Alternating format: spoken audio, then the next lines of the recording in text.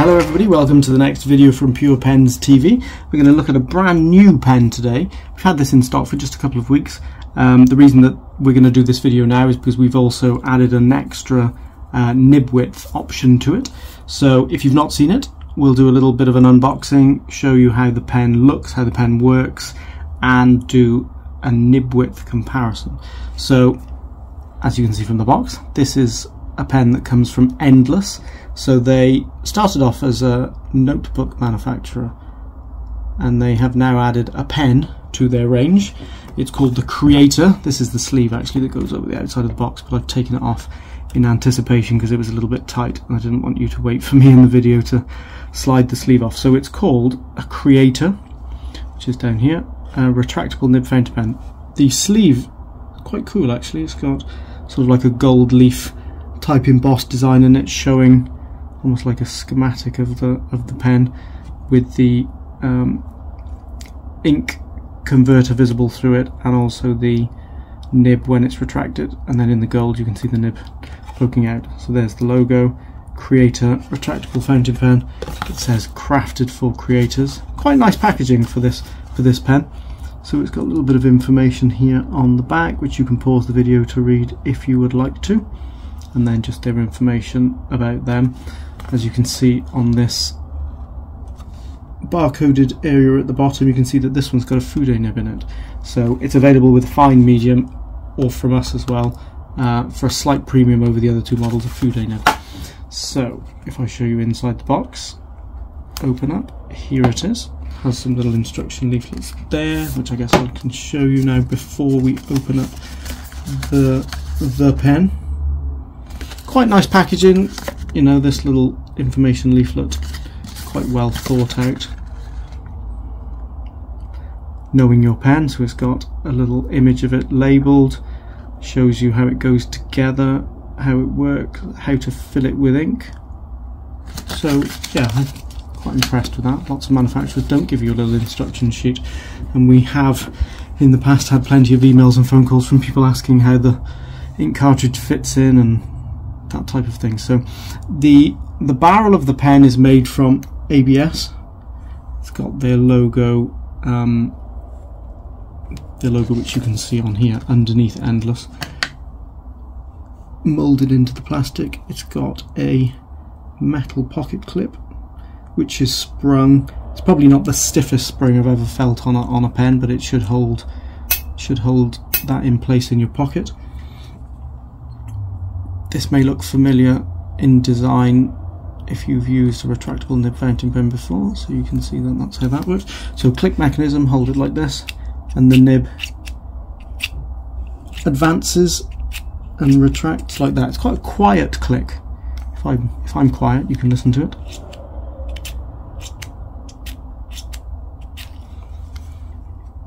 So as I said, this nib is a Fude. So if you can see the focusing on that, you can see that it's upturned at the end, as they are.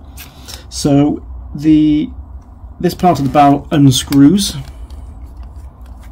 for refilling. So it comes off like that. So you've got a plastic thread there as well, and plastic thread inside there. This is the cap that goes over the end of the ink cartridge, as again you'll have seen in other retractable nib fountain pens. Then you've got inside here the nib mechanism with a nice arrow on it showing you how it fits in. It will only fit in that way. Once it gets in so far, it's shaped with the flat top so that it will only go in one way. The nib, if we zoom in on the nib, you can see that it's got a sword engraved in it. Pen is mightier than the sword, I'm sure that's the reference there. And it comes with an ink converter for refilling it, or it will take an international standard short type ink cartridge, and it comes with one, the ink being blue in that, royal blue. So it's a plunger type ink converter, which does look similar to a Coveco one, but quite good that it comes with an international standard type. So it's a small ink capacity because of the nature of how the pen works, but it's nice that it comes with an international standard, and it will take an international standard short type as well. So this part of the nib feels to me like it's made of aluminium, so that feels nice, and then this is probably steel. So that slides into place in there, as you saw, that over the top. And then this screws back into place.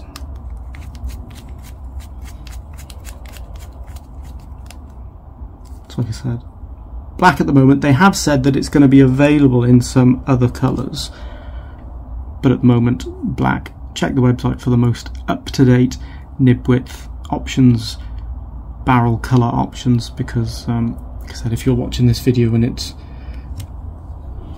the case that they've subsequently brought out new colours, then you can see what's available. So I will do a handwriting sample comparison now between the fine that we've got, the medium that we've got now, and also this Fude nib, so you can see how it writes. So a la Blue Peter, here is one I prepared earlier on, rather than make you sit here and watch me write. So the top one is a Fude nib. I'm not used to writing with these, if I'm honest, and there's a little bit of a variation in it, but it's probably not as extreme as it is on some other models that you can see on YouTube. So you can get a bit of variation. You can see these cross strokes here versus the downstrokes. There is a little bit of a variation in it, but it's not a huge amount. And it's probably just a little bit broader if you're going to use it to write with versus the medium, which is below. The medium, interestingly, has got ever such a slight square cut to the top of the nib. There isn't a big amount of line variation between it, but there's a little bit.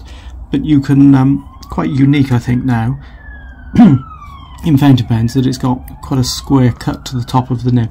And then the bottom one, so there's medium, these lines are medium as well. So as you can see on the S's or the 8s there's not that much variation, but there's a little bit if you see the ups and cross strokes, down and cross strokes. There's a little bit of a variation, but you can feel that the nib is a bit more square cut than lots of pens have got now. And then the fine nib underneath then, so there's quite a subtle difference really, but it's noticeable when you compare. I wonder whether if you just used them in isolation you wouldn't really notice much difference, but